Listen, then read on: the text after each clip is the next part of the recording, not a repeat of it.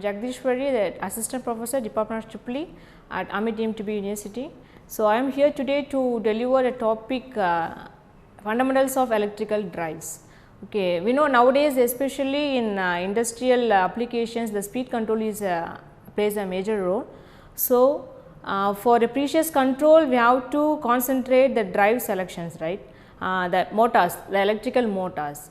So, in this video we will see some fundamentals of electrical drives, what are the machines normally we are using and what type of machines we can prefer for the speed control of drives. So, these are the content we are going to see. Now, the first thing is we should know what is an electrical drives, then next the block diagram, the basic block diagram of any drive, then the classifications of drives, then the choice or the factors affecting the choice of drives and the forms of drives, comparison.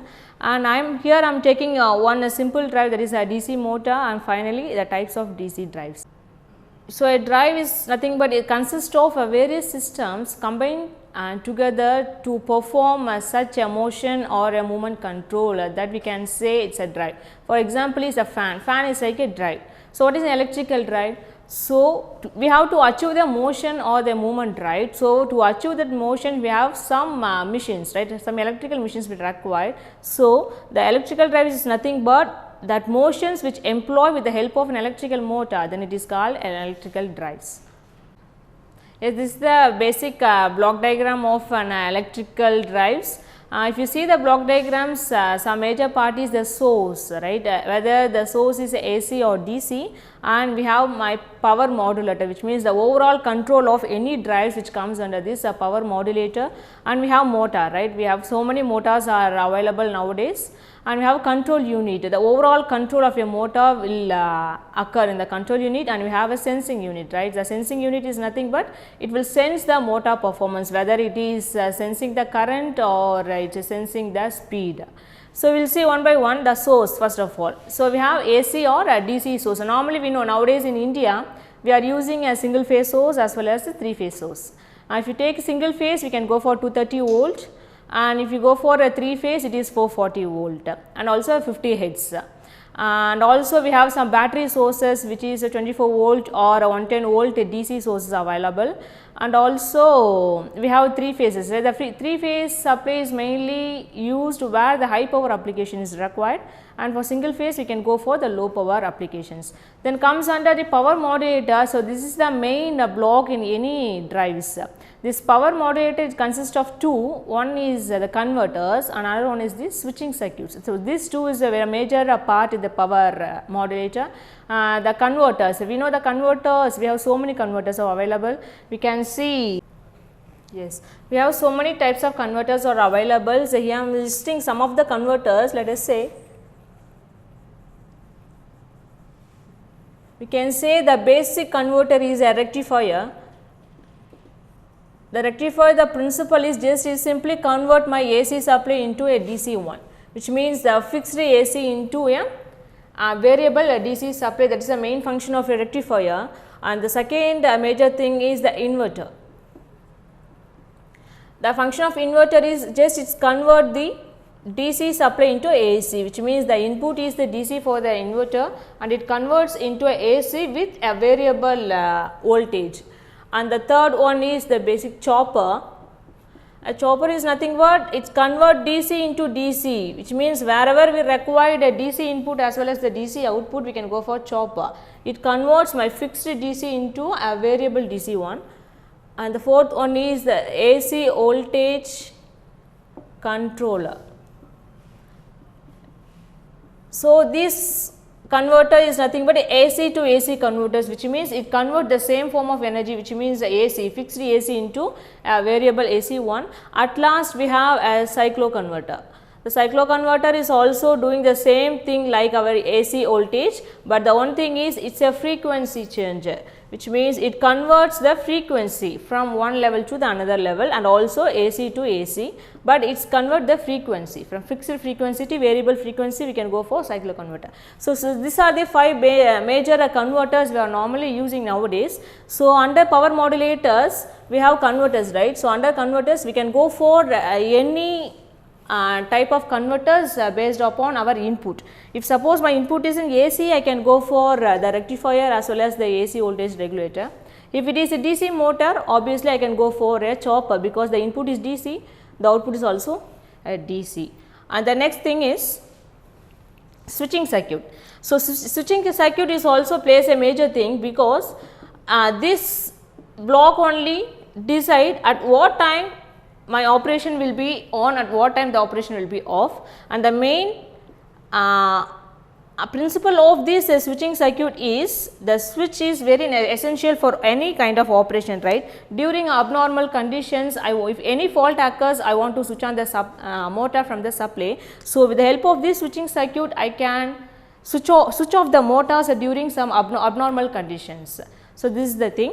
And the third is the motor. So while coming to motor selections, we have so many types is there. The first thing is, well, coming to motor, normally it is divided into, I can do two. One is AC machines. So whichever the motor is working under AC supply, the next thing is DC machines. At last I have some special machines.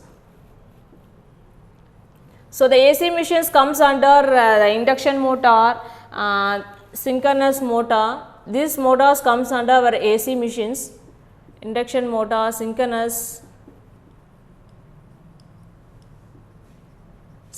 machines, etc. This comes under our AC machines. And while coming to DC, we have a DC motor, we have a series, a shunt and compound, so many motors are there. So if you go for a DC, we have these types of motors. At last we have some special machines also, like our stepper motor, a switch reluctance motor, we can say SRM, etc. So if you want to choose a motor, we can go for these 3. So based upon our applications and what kind of applications we require, we can go for the motors.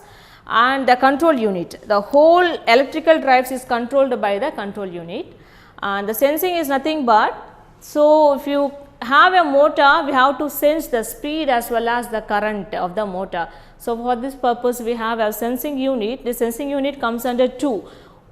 One is, I want to sense my speed of my motor and also the current of my motor. So I can go for a tacho generator to measure the speed of a motor, and I have my current transformer, I can measure, I can sense the current. So these are some basic blocks of an electrical drives and the functions of each block. So next, the classification of drives. So before we seeing the block diagram of drives and what is drives and what is electrical drives. So the electrical drives is classified into 3 based upon the construction wise, let us say group drive, individual drive and multimotor drive. So from the name itself we can understand the group drive. Group drive is nothing but I have one motor and I want to control a number of machines. I have one motor, I am controlling some 2 or 3 machines in a single way, then it is called a group drive. Then individual drive is nothing but for each machines I have separate motor. So that is the individual. And a multi-motor in the sense I have group of motors, I am controlling one large motor, one large machine, and I am controlling a large motor with the help of so many machines. So this is the 3 major classifications of drives. Next, the major thing and very essential thing, the choice of drives. So if you go for any applications, selecting the motor is a very essential one and very important one. So major factors for selecting a drive is nothing but the first thing is my machine or my motor or my drive should work under a steady state operating conditions. This is a major requirement.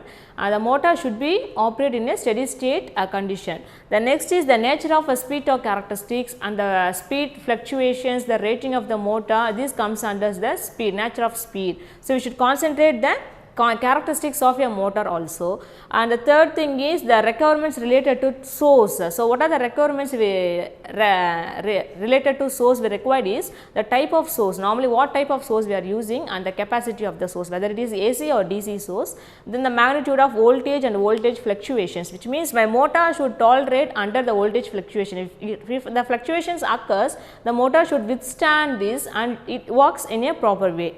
And the next thing is the power factor. We know the harmonics is very important one, because the harmonics will reduce the efficiency of any machines.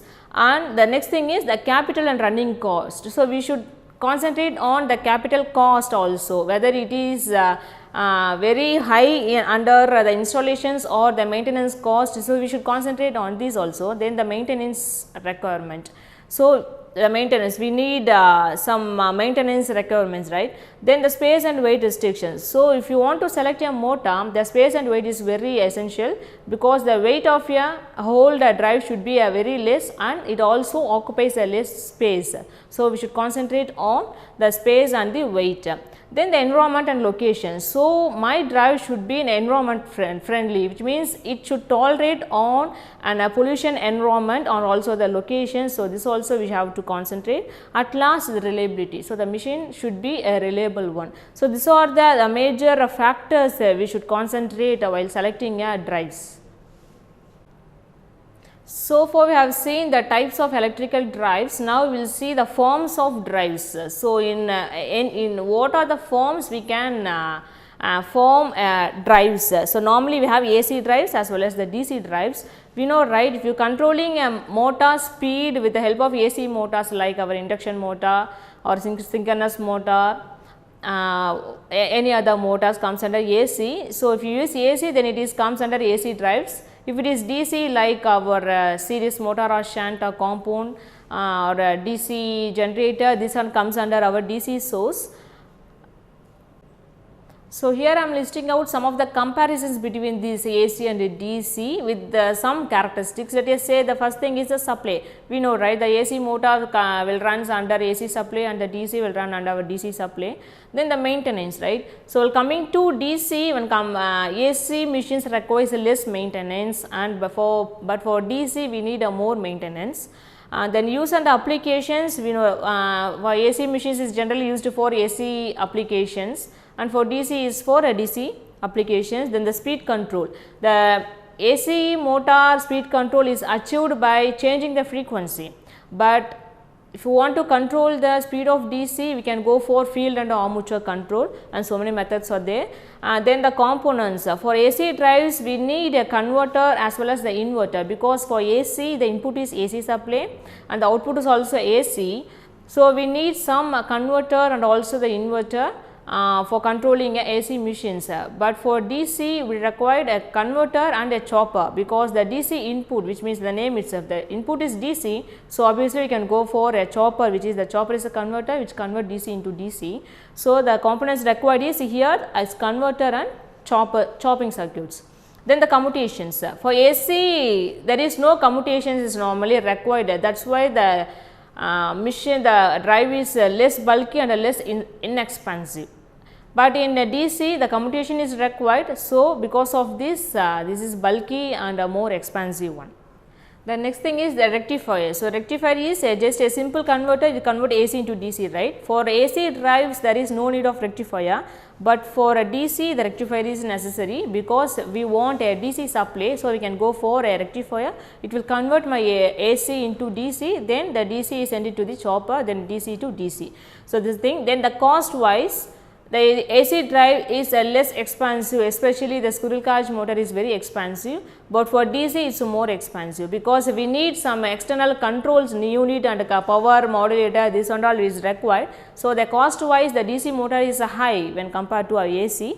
Then the speed limit, in AC drives we can control the speed under no limit, I mean no limit of speed control, we can control at any range of speed, but for DC it's some certain restriction is there.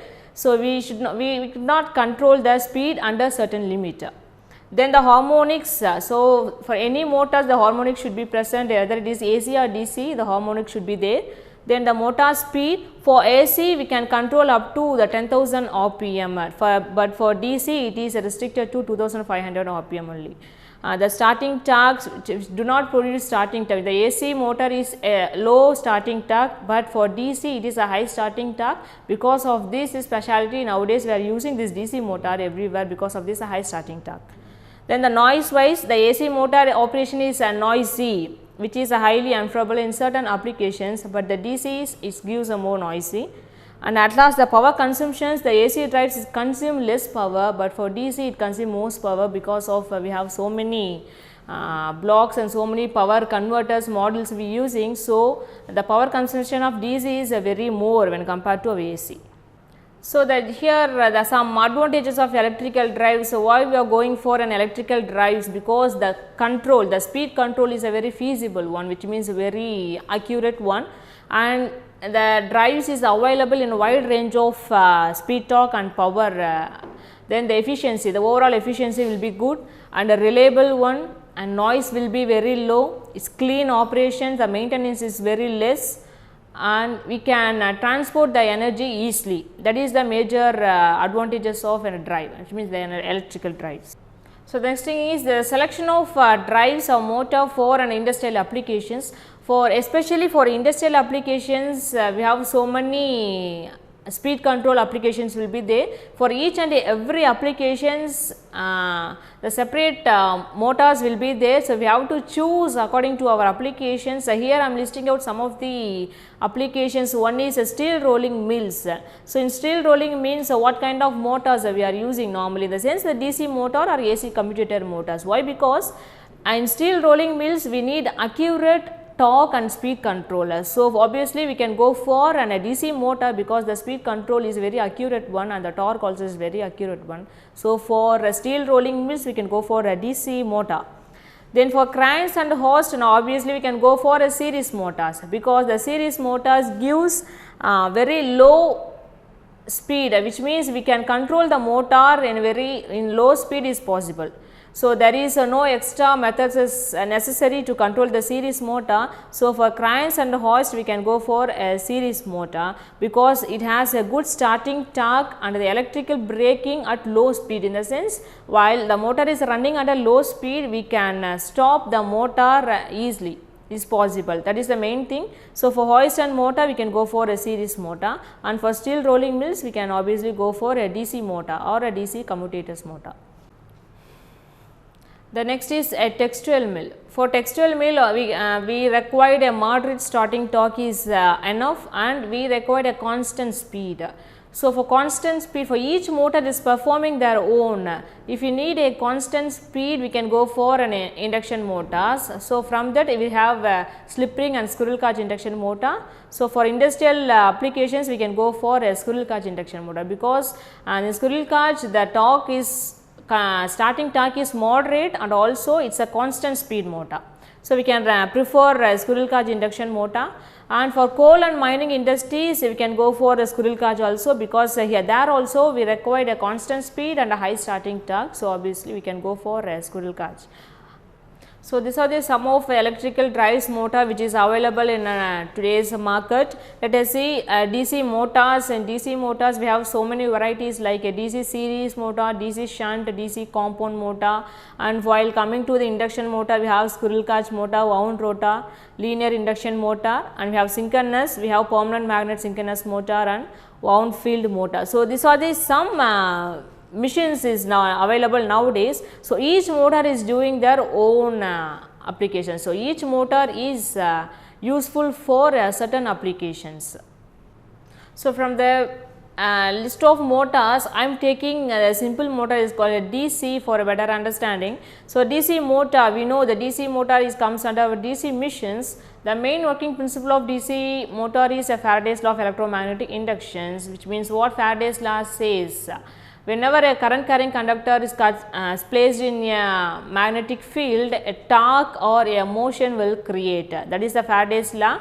The major laws is behind the DC motor is Fleming's left hand rule. We know, right, the Fleming's left hand. The Fleming says that if you take your thumb, your forefinger and your middle finger, so this direction shows the motion of, which means the flow of force, flow of current and the flow of magnetic field. This shows the principles of motor, DC motors. So, according to Fleming's left hand rule, the thumb indicates the flow direction of a force, which means how the thumb indicates this is the direction of force. If I am keeping these fingers inside the conductor, let us imagine I am having some conductor inside the fingers. Let us say here I am having the conductor. So, what the Fleming says is my thumb directions indicates the direction of force, how my force is flowing, and the middle forefinger indicates the direction of motion, so how my conductor is rotating, and the middle finger indicates the direction of current, how my current is flowing. So, this is called the DC motor principle, which means the Faraday's law of electromagnetic induction, and the major principle of this DC motor is it is a machine, it is a DC machine. It simply converts my electrical power into a mechanical. That is the basic principle of a DC machine, DC motor. So, if you take a DC machine, so what are the major parts is we have some conductor, we have some magnetic poles, which means the magnet north and south pole, and we have some conductors, which means we can say the armature, and we have some field that is called the north and south, and we have stator and rotor, so many yoke, so many parts are available. So, what is the basic principle and working principle of this DC motor is, according to Fleming's law, whenever a current carrying conductor is placed in a magnetic field, torque will produce or the motion will create. That is the basic principle of DC motor. How it happens is, if you have a conductor, I am placing some magnet and in between the magnet I am placing some conductor, which means it attracts or it repels the magnetic field. We know the principle of the magnet, right? So, it attracts the opposite poles and it repels the same poles. So, if a conductor cuts a magnetic field, in the sense whenever the conductor the magnetic flux will create if you keep the north and south pole. I am keeping the conductor in between the magnetic flux. What will happen is my conductor will cut the field, which is the magnetic field, that the EMF is induced, which means the torque will induce according to Faraday's law. So, this is the principle of DC machines. So, many machines are available, but especially why we have to go for a DC motor is wherever we require a adjustable speed and the speed regulation should be good, then we can go for a DC motor. So, we can adjust the speed whichever we require, that is the major advantage of a DC motor. So, what the DC motor characteristics is, this is widely used in the application where the adjustable speed is required, which means wherever I want to adjust the speed of any applications, then I can go for this DC machine, DC motor. And also the special feature of this DC motor is I can control the motor in two ways, which means the field and the armature. By interchanging the field and armature, I can control the speed of the motor. But other than any motors, this is a special features of the DC machine, which means normally in DC we have field and armature winding. If I replace these two windings, then I can control the speed of the motors very easily, that we will see in upcoming slides. Then the motor characteristics. Motor characteristics means the performance of a machine, how my machine is performing, that we can predict in the characteristics. For a DC motor, the three main characteristics is we should remember.